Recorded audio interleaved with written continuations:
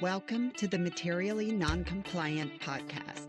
Here, we explore what it means to end or recover from an addiction and change your life trajectory outside of the 12-step disease model paradigm.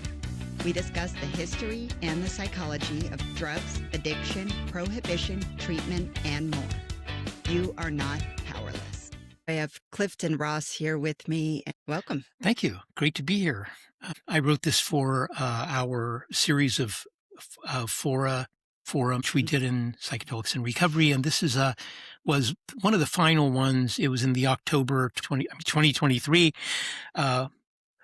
and this was just one little paragraph from it, or part of a paragraph. We are all unique, but as a class, we're all just problem users of substances in search of answers. Problem users are those of us who continue to use even when it doesn't work anymore. That's when some of us find program, quote unquote, while others self-program.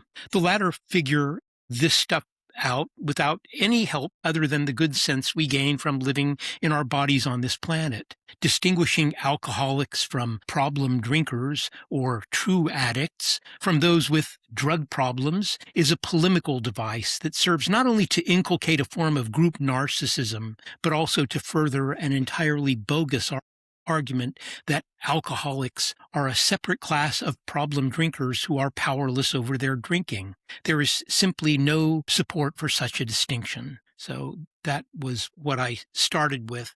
And if there's no support for that, then then we have to raise some questions about what powerlessness is and what it actually means and what it's referring to. So that was just to kind of get us kicked off. Absolutely. I mean, my view as it has evolved over time, like I was kind of explaining to you, like the thing really kickstarted my questioning on the whole disease mythology or the concept of like, this disease that you either have or you don't was my old NA sponsor's reaction to someone who's a really good friend of mine that used very heavily, was a heroin addict for over a decade and went to NA for a while, as someone that you would have easily just, that's an addict. That is the disease of addiction coming into the rooms, that uses a few substances in moderation and has for a number of years. And kind of hearing this back and forth that kind of seemed to depend on the mood of like, this person's, not a real addict because they're okay and they're doing these things, or like this person's in their disease. And like this idea that there's somehow this distinction, right, of like this person that has this disease or doesn't really have this disease. And I had to just kind of go, wait a minute, like I'm hearing not a real addict or in their disease. And how can you be both? How can you be trapped in a disease that you allegedly do not have based on your apparent success in moderation? So that was kind of like the aha moment for me. And I've had many more since then. Yeah, well, it started with Marty Mann, right? Right. I mean, it started with Marty Mann, who was Bill W.'s sponsee, and she went around touting this model, the disease model of alcoholism. It later became the disease model for addiction. And Bill W. himself said, when they asked him if it was a disease, he said, well, I see no disease entity there. So he even disagreed with his sponsee, who was, touring the country and getting a lot of researchers, institutes that were dealing with problem drinking, and politicians on her side, so that eventually through her work, groundbreaking work on this, she was able to get all the institutes in the United States, health institutes, on her side, and convince everyone that alcoholism was a disease. And then, of course, when NA started, they just appropriated the same model, and everything in the 12-step traditions have gone on to accept the same model, that it's a disease and that alcoholics are different from normies. We talk about that. We are like men who have lost our legs. We will never grow new ones, Mm-hmm. and it's this disabling concept of self. And I've found that in so many other areas of my life, not just with regards to the use of substances, is to have a lot more open-handed view of things. I'm currently rereading Scattered Minds. It's Gabor Mate's book on attention Mhm. deficit disorder. And it's interesting because like what he describes as like the external and internal like landscape of attention deficit disorder is so similar to what I hear of like it's like the um disease of addiction, like this sense of dis-ease or discomfort with being. And he kind of harkens that back to like, okay, well, if we roll this all the way back, you may be, struggling with an addiction, or you may have just this difficulty in concentrating, this general sense of like something's not right, just a difficulty existing in a human experience. Like it's becoming an increasing thing that we're seeing, like just struggling with the capacity to accept human existence. I think we didn't evolve to live in the world that we live in now. The fact that I'm here looking at a screen, talking to you, you are somewhere else. Um, there's so much in this world that we really didn't evolve for, and our brains are kind of trying to catch up, right? And a lot of us are very sensitive people, very sensitive to the external stimuli, these emotional output of other people. And we respond in a multitude of ways to that. It could be distraction or just a mental distortion. So I'm just trying to like reel it back to that as like we have all these different ways of reacting, but we've taken the idea that we've grown accustomed to using a substance or to taking part in a substance like that is like its own separate thing and its own separate way of coping. I like that. We Mhm. didn't evolve, and we also didn't evolve to have the capacity to store our drugs, which now drug comes from the Dutch word meaning dried. So it was Mhm. dried plants and dried substances prior to the time that would dry or ferment or have the capacity for storage. These things were like anything else in nature. I mean, you read Ronald K. Siegel's book, Intoxication, you find that, in fact, all creatures enjoy intoxication. All creatures engage Right. in some kind of intoxication. And that's a natural thing. But in nature, the berries, for instance, in Pleasant Hill that the birds Mhm. flock to feed on only come out at a certain time of year. And so they feast on those for a few days. They get completely smashed. They stumble around on the street. They lose Mhm. the ability even to fly. They're so drunk. Or they fly into windows. They fly into telephone poles. They kill themselves. They have all these crazy accidents. But it only happens for a few days a year. Once we develop the ability to store these things, we can do them every day. And so what happens with these things is when you do them every day, you encounter this phenomenon called addiction. It becomes habitual, but beyond the habit is this whole phenomenon of addiction, which is there is the whole, we're pursuing the high. We want to eat the berries or whatever it is we're eating. But when you come down from these things, you're always hitting a point lower than where you started because you've depleted a lot of your psychic resources, right? So you want to eat more berries. Well, that can work for a while and that can work actually okay if the berries go out of season. But if they don't go out of season, then you're stuck in this loop of pursuing the pleasure and avoiding the withdrawal. And and then we begin to go through all these mental gymnastics to justify what we're doing and say it's okay, that the only thing in my life is I just want to eat the berries, which any animal would want to do, just kind of stay happy all the time, right? Or intoxicated in an altered state. I mean, we're constantly altering our states. That's the whole nature Mhm. of what it means to be a human being. I mean, I just had my coffee and I'm thinking, now what can I do? Now what can I do to alter my state and not feel normal. And then, of course, after I've altered my state for a while, I want to feel normal for a little while, but eventually That's the that new begins to novelty. disappear. Yeah, the new Yeah. novelty. Yeah. Yeah. And I think that's what, in a lot of traditional recovery circles, it's like this pink cloud that they describe, it's like, oh, wow, everything's like so clear. This is like a novel experience until it's not. And then we've got like a whole other thing to deal with, you know? But yeah, there is like that sense of novelty that we're always seeking. And I know for myself, like even doing something like this, that's a sense of novelty. It's kind of like the naked body is not nearly as sexual as the partially clothed. You know, it's like the mountain Yeah, yeah. vista that has fog around the mountain is so much more appealing because there's this mystery behind it. So the prohibitions increase the allure of anything. Yeah, absolutely. It's two sides of the same coin. It's either, you know, promoted and in your face or like, but this one, and a lot of it is like, it feels too good. There's something wrong with this. It's too good.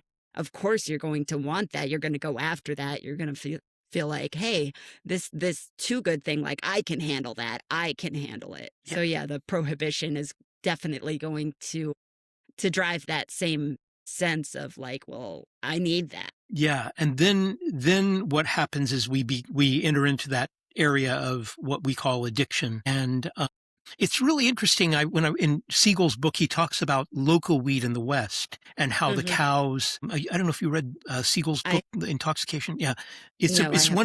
wonderful read. I mean, he a good writer, but he wrote about how local weed came into the West, how the farmers began noticing that their cows were falling down and just dying because all they would eat was the local weed. What's interesting about that is he points out that the cows as a herd will shun the local weed. They they Hmm. they'll uh, they'll avoid it. But occasionally a cow will go over and investigate and chew on the local weed. And as soon as they do, the herd begins to shun them. So they begin to, they're isolated from the herd. That then what does the cow do when it's isolated, when it's lost from the herd, when it's now separated, can't go over there? Well, it just starts eating the local weed. So this is another part of that whole problem of addiction. These socio-psychological mechanisms kick in as we find we are drawn to the berries, as it were, using the same image of the berries that the birds ate.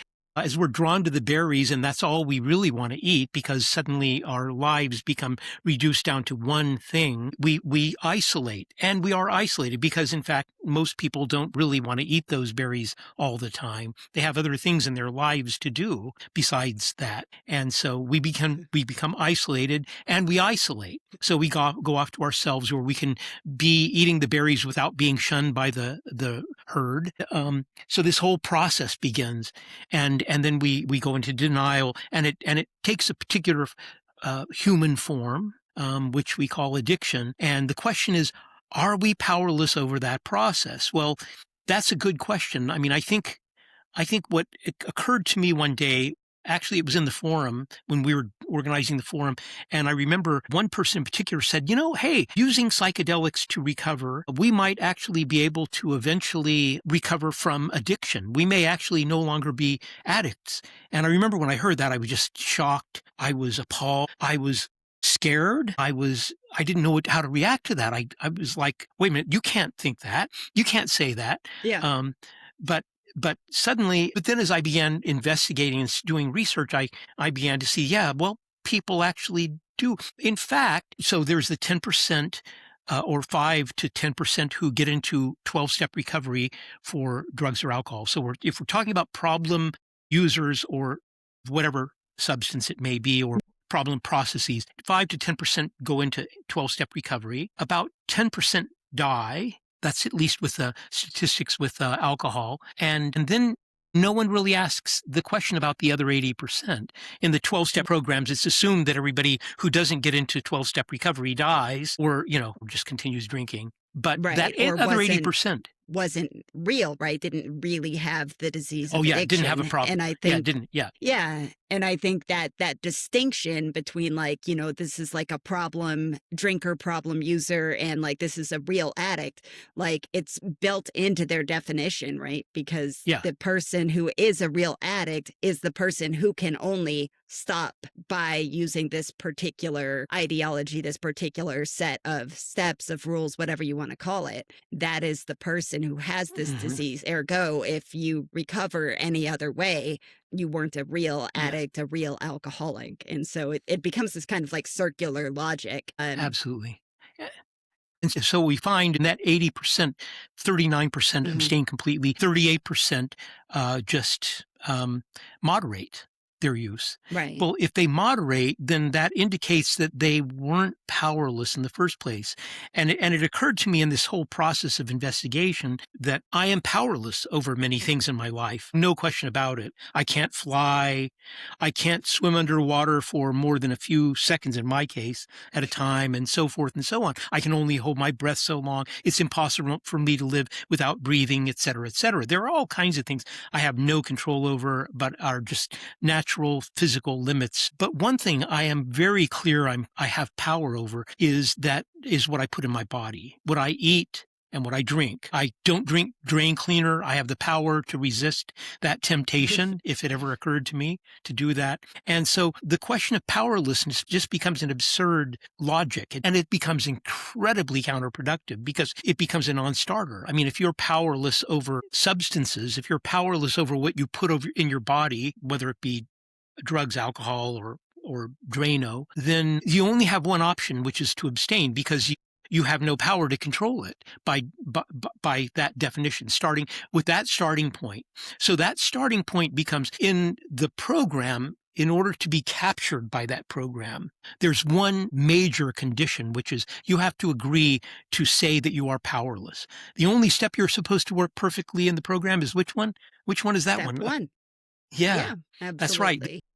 And it's mainly that you have to admit you're powerless. Right. Primarily, yeah. So that then And you're caught, and then you're in the trap. You're in the program. You're what is it they say? If nothing else, we ruin your drinking. AA ruins your drinking. Well, yeah, it makes you believe that the only option you have is to abstain completely because you have a disease, and that's the logic, that you have a disease, therefore you're powerless because you're powerless over disease unless you have the cure. And somehow or another, the cure becomes some metaphysical program of engaging with a higher power and doing these steps, all of which are really good steps, I'll say. By the way, the other ones are all, yeah, possibly useful and fruitful, and but that I don't necessarily ascribe to like the idea of having my defects removed and things like that. But as far as trying to improve as a person, as far as taking steps to improve the way that I interact with others, that I interact with the world around me, noticing, hey, when I take an action that isn't in alignment with my values, I need to reassess and set myself back on track and make things right.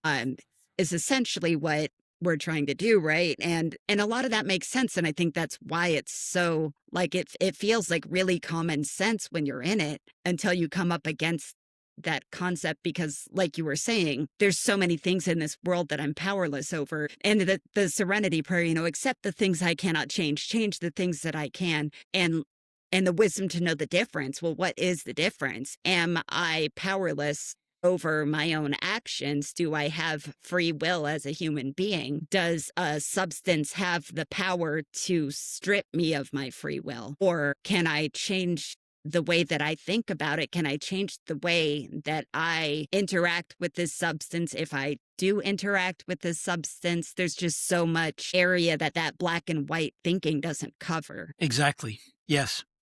And also, I think you mentioned this in a chat that the original Serenity Prayer was in reverse order. Right. Yes. Yeah, I did It mention that. And much more logical. the originator of the Serenity Prayer was, from what I've heard, not such a fan of like the Oxford group-esque line of thinking. And so that was a really interesting subject too. And that one I'd have to look up again to kind of get more information Reinhold on. Niebuhr. Right. Yes. I don't know. I just find that those little bits of like the history of it very interesting. Well, especially the Oxford group, Hmm. because that was a kind of fundamentalist Lutheran group. They believed in the total depravity of humanity and that human beings were incapable of doing good on their own, that the only way they could possibly do good is through the agency of the Holy Spirit and God once they became Christians and converted and gave their lives to God and to Jesus. And so that whole thing was the background for Bill and Bob sitting in the kitchen and trying to figure this stuff out. And I think one thing that I began to understand as I moved away from that, or when I thought about that, I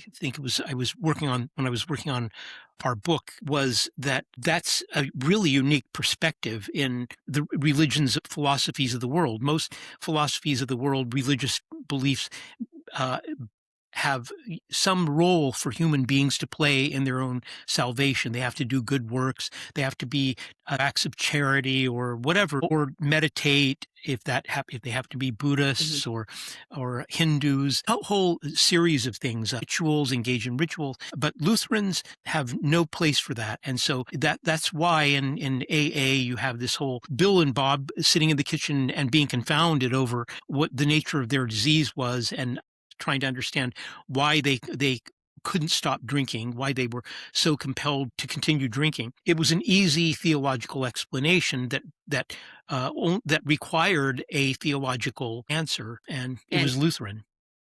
yeah, and what's funny to me when you bring that up, what comes up for me is like, so my background was in NA, and NA's basic text talks about in the third step, we've made a decision for ourselves. We made it. It's the first time that it literally says, for the first time since that first high, we've made a decision for ourselves. It wasn't made for us by, and I think it lists like the drugs, the courts, whoever. And so the only decision that I have made for the first time since getting high the first time, whenever that was, nothing else was of my own volition. Nothing else I've done was my own free will. Talk about like the fetishization of a substance, right? Like it stripped my free will the moment I put it in my body. It talks about the third step being that first decision. Our decision, the only decision that we make, is to surrender our will and our lives to the care of God. Just like, hey, I didn't even have this, and now I'm giving it to you. This is my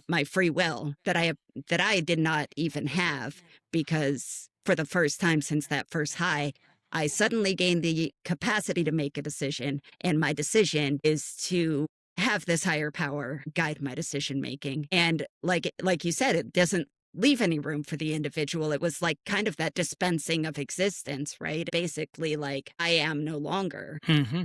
And that's one of the problems with the whole 12-step philosophy. I mean, if we get into something like Al-Anon, it makes sense. I Hmm. mean, the fact that you can't control another human being Another is, human being. yeah, Yeah. absolutely. We can go with that. I can roll with Al-Anon, but the fact that people in Al-Anon have to admit they're powerless over alcohol is really a puzzling thing, since they're not in there for drinking. And most people in Al-Anon would have no problem at all having a drink and stopping right there. In fact, often many of them do. But that's part of the doctrine. You have to proclaim that. It's kind of like when I went to the Episcopalian Church and had to recite the Nicene Creed, and as I did, I realized I didn't believe anything here, but this is what we do. This is kind of the Hmm. little thing that we have to do. And so most people don't even give it a second thought. This is just part of the agreement. Um, but I think the real problem here is when you give up your agency. First of all, who benefits here? I mean, this is the first thing you ask when you're investigating a crime, right? You ask, okay, who benefits? And clearly, the addict, or the person suffering from addiction. I don't like to use the word addict or alcoholic because that kind of is framed wrong, but the one who's suffering from addiction to something is not going to benefit by believing themselves to be powerless. I mean, that's clearly not in their benefit, but it does benefit the counselors, the rehab centers, the therapists, the researchers, possibly even, who's all these people whose livelihoods are dependent upon a large number of people believing themselves to be powerless over their addiction and therefore dependent upon them. It benefits the Right. AA as a fellowship, and that $2 that every person that people put into the plate when it goes around, a lot of it goes over the expenses, goes to the AA fellowship. So that fellowship, whoever that shadowy group behind AA, We don't know anything about them. Virtually no one knows anything about them. I don't know if there's been much research on that, but I know nothing at all about them, and I've not been able to find out too much about them. They benefit. So, and we are left trying to regain a sense of power in our lives after having declared ourselves powerless. And then we begin to apply that in other things in our lives, like when it's hard to get a job, like powerless to get a job. I'm powerless to make changes in my home situation. I become powerless over so many things, and we just apply the first step to everything. This is what begins to happen to a lot of people in the program. Right, and I've definitely found that to become like this self-fulfilling prophecy, this belief that like I have no power here. A lot of the more socially acceptable within the realm of 12-step recovery programs very much continued to play out for me in stepping away from that. A lot of that fell away very naturally, which was amazing to me because that wasn't my goal. That was things that I thought I was going to need to put through the ringer of this powerlessness thing. And it was actually the letting that go that allowed me kind of change those behaviors because I saw them for what they were. They were just behaviors. It wasn't like this overarching thing that I was powerless over, right? It was just like that's my own behavior, the way that I am choosing to engage with the world around me. And it became a lot easier when I framed it that way for myself to just redirect myself. And I'm very glad that that happened for me and continues to happen for me in a variety of ways because these were things that I struggled with for a very long time in the rooms. And it was just kind of this constant battering of like, you're powerless. You have to accept that you're powerless. Yeah.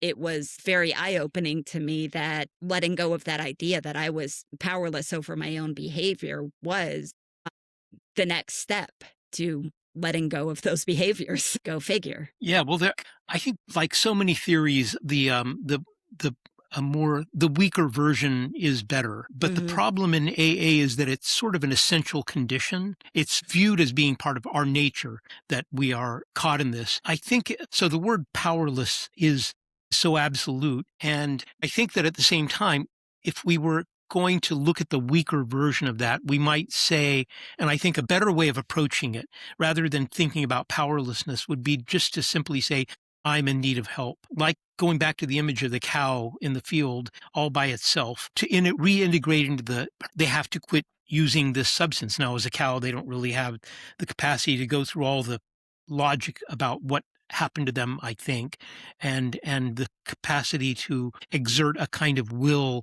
over that and recuperate. That just doesn't happen with them. But human beings are much more complex, and we have the ability to recognize when we're in trouble if we can break through all those patterns that we create to protect ourselves in that engagement with the substance in an addictive way. If we can recognize and we can break through that denial, then we can acknowledge that, oh, I need to reintegrate with the tribe. I need to find what they say in natural recovery is you need to build your social capital. In other words, you need to reestablish your relationships with people and recognize that I think there was a guy named Komiakov. He was a Russian Orthodox theologian I read at one point. He says, we all die in sin alone, but we only are saved through the church. And what he was really getting at is that in isolation, we find ourselves going, just dying, withering away in isolation. And the only solution to that is to reestablish social bonds and reconnect with people. Right. Yeah, and I mean the 12-step programs present like a social milieu, right? That one can find acceptance in. And I think that that is a lot of people's issue is like integrating into this social circle and things like that. For me, I found it very overwhelming. And I really did at the time think it was, the social environment because the idea that it was the ideology was completely lost on me.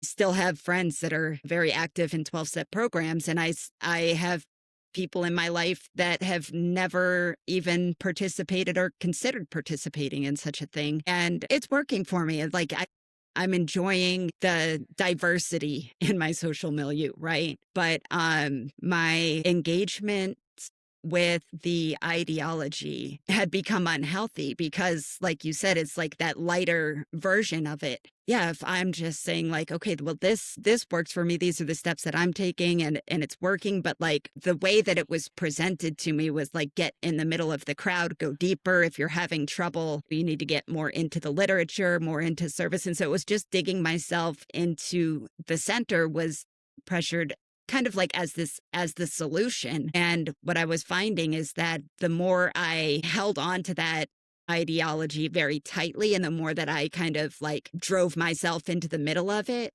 the more these problems, like the louder those problems became for me. Mhm. And the only solution I was presented was like doing more. So I was like, okay, I need more service commitments. I need more sponsees. I need to meet more with my sponsor. I need to write more. I need to do all of these things. More was the answer.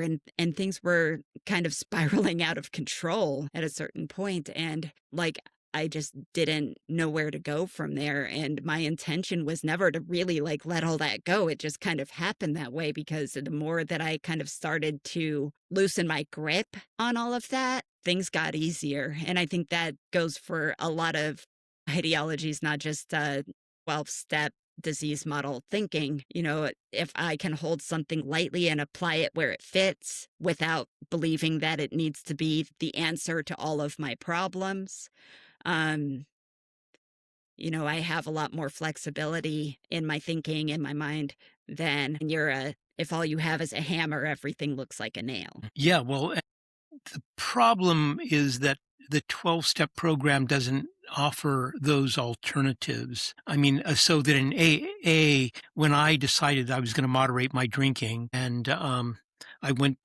I went to the bar with my cousin, and we had a shot of whiskey and split a beer. I walked out that night and felt my heart sink because I realized I'm never going to be able to go back to AA because the one condition for membership is the desire to stop drinking. Right.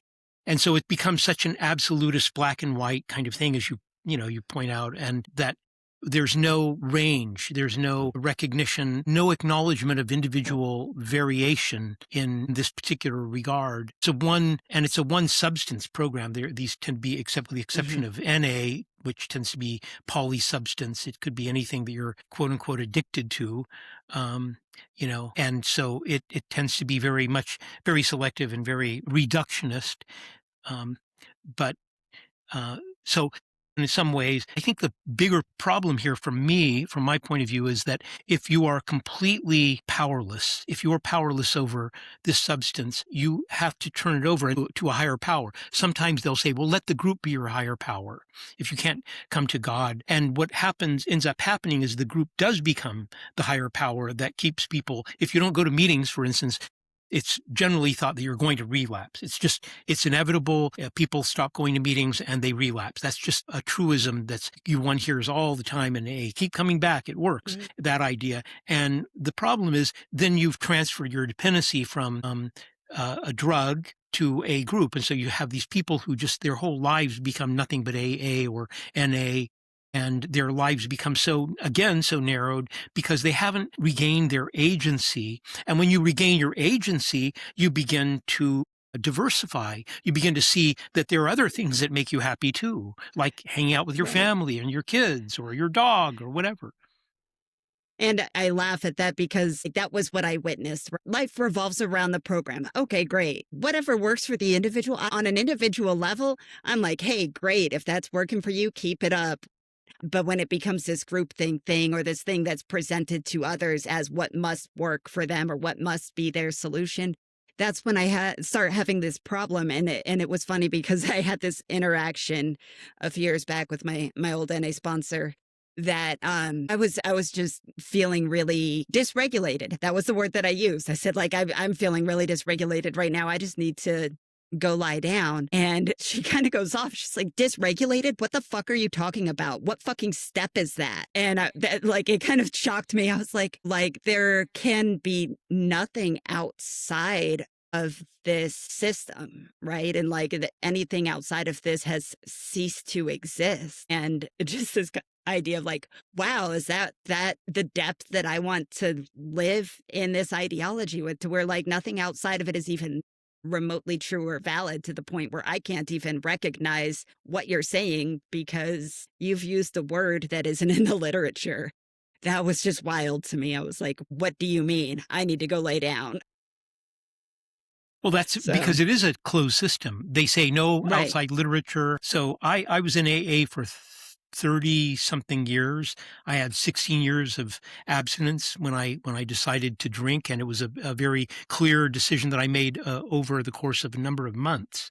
I spent several months thinking about that, really wondering if I should take that step. And so in an open system, I mean, if there are open systems, I mean, we think of this as the difference right. between fundamentalism, which is a closed system, and then there are the open systems. Science is an open system of investigation. There's a certain technique that you use and that you apply, but with a closed system, no contrary information is allowed in, and Hmm. anyone who brings contrary information to the group is just viewed as being someone who hasn't yet gotten recovery, and you know sort of a lost soul that you can maybe talk with after the meeting and see if you can coax them back to the rooms. But yeah, that's the real Yeah. problem there. I, I had not read very much of anything with the 15 years that I was in 12-step programs because it was like, why would I look outside of this if this is the answer? And I'm like going back into the literature again and trying to gain a deeper understanding of all of it. And in the past few years, I must have read over 200 books. A lot of them are addiction or addiction adjacent topics, right? And from all different points of view, from things that I agree with, things that I didn't really agree with, like, but I'm loving being able to really consider these ideas without feeling like I'm in danger. And like anything that is contrary, I don't feel like I'm in danger from active consideration of things outside of a particular system anymore or things that are contrary to it because at the end of the day I'm not my own worst enemy anymore, right? I don't view myself as someone who is looking for an excuse to blow up my own life. And I think for me that's the beautiful thing that I'm finding is like, wow, I don't have this constant sense of fear of the inside of my own head. I'm not, in a bad neighborhood up here Hmm. constantly. And I have a great appreciation for the fact that I am not in fear of my own mind. It's not such a scary place. Yeah. And I think also that relates a little bit to the people who I've heard this even in, around in our circles. I've heard people say, well, when in the very beginning, when I first got into recovery, I really needed to believe I was powerless. It was a useful concept for me. And I've thought a lot about that because I wonder, is it ever a useful concept to think of yourself as being powerless over a substance? And I think I'm at the point now in my life where I think, no, I don't think I agree with that. I think that even in the very beginnings, I think I can say I have exhausted this experiment. Well, I think it would be a more useful approach to this. This is what happened with me in my recent foray into cannabis use. I was in Marijuana Anonymous for uh, about 30 something years. And then I started using cannabis when I got into psychedelics and recovery. And I used it for 5 years and I was growing it. I thought, plant medicine, you develop a relationship with it. In a plant church that I belong to, the idea is don't let the plant dominate you, but you develop a healthy relationship with it. Like tobacco, which is another plant that I never had a healthy relationship with. And probably, and I think what has helped me there is not that I feel that I'm powerless over tobacco or cannabis, but I came to a point where the struggle to manage it and to have a relationship with it was the problems of that struggle and the energy that went into that struggle outweighed the benefits that I got from the plant. And I was able to look at it and say, I just don't feel like I want to continue struggling with this. And I think so. I think this idea of surrender is a very useful one, not to the idea that we're powerless, but surrender to say, this struggle is not worth it to me. I mean, I love having a beer with my meal at night or a glass of wine. And I might even like a second drink later on in the evening to follow up on that. I always find these days, though, that I never really want a third drink. I'm happy with that. I Yeah. crosses my mind and I think, yeah, but I'd rather have a glass of water. But that's because I realized that I had a struggle with this. I came to a place where I wanted to be with it. I was able to negotiate with that and say, okay, now I'm going to work to establish this because I am not powerless over it. I have the power to establish what kind of relationship I want to have with it. With cannabis, I found that the CBD and the CBG really work for me. Those cannabinoids really work for me. So hemp, which is also cannabis sativa, is a wonderful plant, and I'm grateful that I have it in my life, and I use that oil fairly regularly. But the THC is something that I realize, no, that just is not something. The struggle to manage it outweighs, the benefits that I get from it. And I found, in Yeah. fact, that I don't even really get benefits any longer from it because the short-term memory loss, the confusion, the lethargy that I feel the day after, the withdrawal symptoms that I experience, none of that's worth the high that I get from THC. And so I think the question about powerlessness, is it ever a useful concept? I would have to argue at this point in my life, no, I don't think it ever is. I don't think it ever is and it ever will be for me. Yeah. And I think because it's so absolute, I hear a lot of people have referred to it as like triage care, like, AA, NA, whatever it was like triage care. I just needed to get out of this like situation that I was in and needed someplace safe to be. But it is the triage care that insists that it is the ongoing solution. It's like, if you went to the hospital and you were placed in triage and then that was it, that was where you were, that was where you went, and that was as good as it gets. And, they said like, this is it, this is where you need to be. Like, where do we find that sense of validity in that, right? Like the triage is the solution, and like, or could we have a triage care? Is there a way to present a solution without those absolutes and believing that this is it? I'm Hmm. not sure if that makes sense Yeah, the way that I spoke about it, but yeah. um yeah, if it's presenting itself as the final solution, like once you've accepted that you are powerless, that is it. I've accepted that I'm powerless. I've accepted that this is the solution. I don't want a triage care that I have to deprogram from, that I have to learn how to unbelieve. Yeah. Well, it's kind of like using that image, it's kind of like wearing the Hmm. tourniquet throughout your life because you had Right. a dangerous cut that maybe cut a vein and you're trying to keep yourself from bleeding out, but then or a band-aid that you leave on for the rest of your life. I mean, so Right.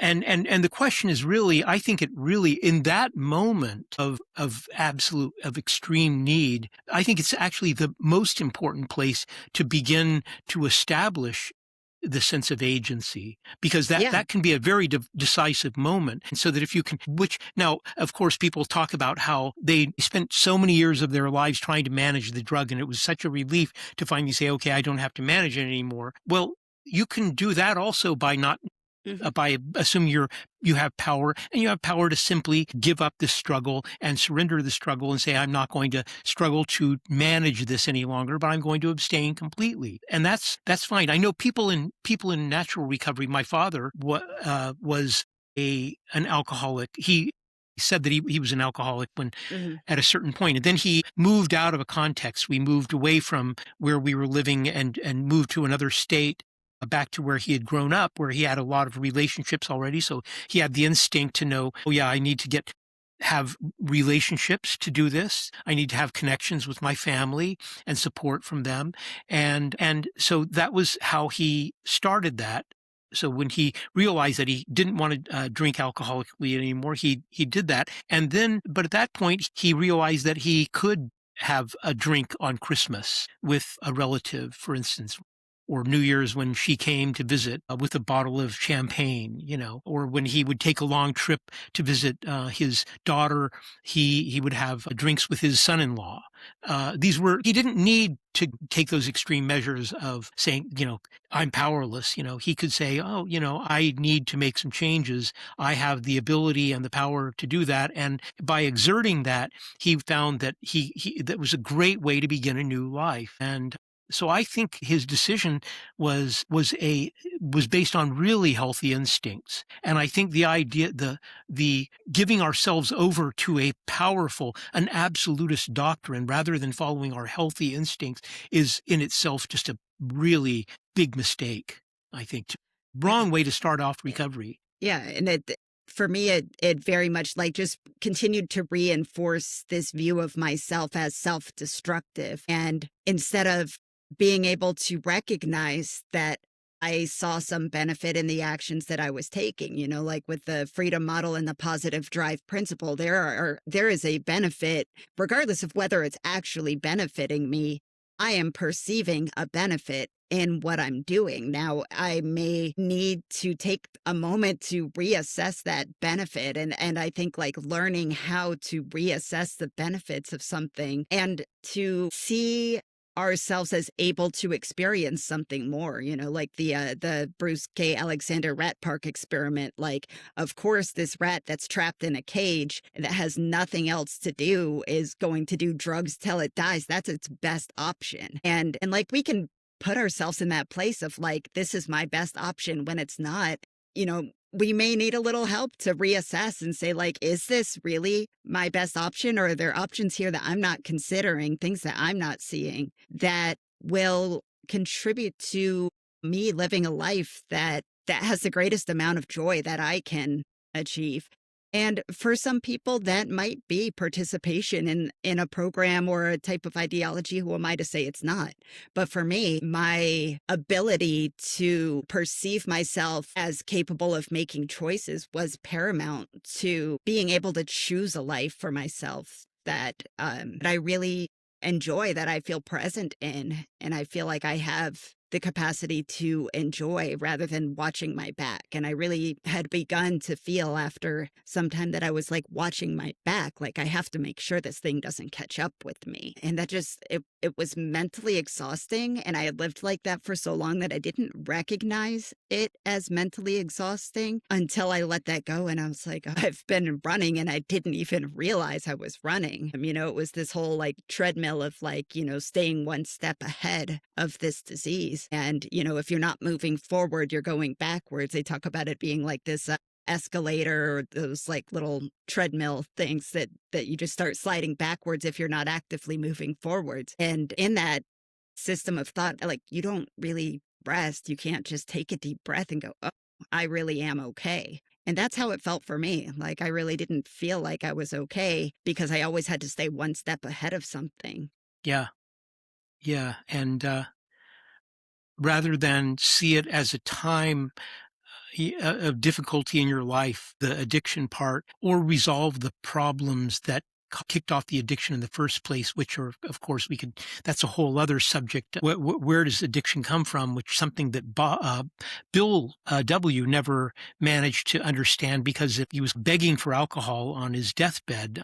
The man who founded AA, that's something that people in AA don't want to talk about, never Hmm. resolved the problem of alcohol in his own life. I mean, that's something that Yeah. we need to let settle in somehow, that the founder of AA, as much as he tried through AA, as many meetings as he went to, as all the service he did, in the end of his life, all he wanted was a drink. And the fact that many of us now, those of us in natural recovery, can actually go to our deathbeds. I'll be asking probably for a drink at my deathbed. I hope I will be, and I'll enjoy my drink at my deathbed without any kind of sense of guilt or anything. It'll be a pleasure or a delight, I hope. But it won't kick off a whole new series of problems for me. It'll be the celebration of having resolved one, which is the problem of problem drinking. Yeah. And the core causes and conditions thing was something a topic that I felt was drastically avoided in 12-step recovery. It was, why did you use? You used because you're an addict. Next question, it Yeah. was like this disease is just a thing that is. And looking at the reasons behind it, not I don't like the word causes, but I like the word reasons. I had Mm. reasons with varying levels of validity to them. And, I wasn't really encouraged to look at that, to look at why. And it was just because you're being driven by your disease. And these things are all symptoms of your disease. And, like these are the things that I was running from. And these were things that are a part of me. I'm neurodivergent, I'm autistic, I'm ADHD, all of these things. And like a lot of that was very conflated with this, like, symptoms of the disease. And yeah, it deeply bore into that feeling of like running from myself that I was told was not supposed to be the experience I was receiving, and almost like, well, you have to be doing something wrong if that's the way you feel about it, because that's not what it is. And it became this kind of gaslighting that I'm like, okay, but this is like what I'm seeing. This is what I'm experiencing. I'm right here. Mhm. So, Yeah. yeah.